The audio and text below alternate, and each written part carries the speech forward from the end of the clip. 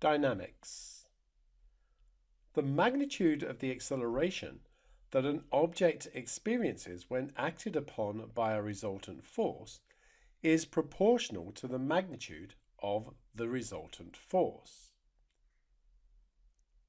The force required to produce a given acceleration is directly proportional to the mass of the object. An object 3 times the mass will require 3 times the force to produce the same acceleration. This is Newton's second law.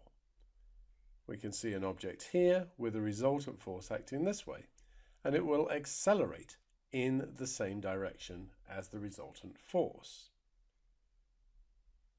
Mathematically, this may be expressed as F is proportional to mass times acceleration.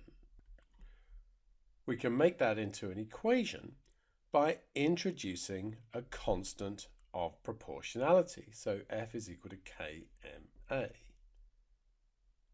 When using SI units, force in newtons, distance in meters, and time in seconds, the constant of proportionality, K, is equal to 1, and therefore we get F equals ma.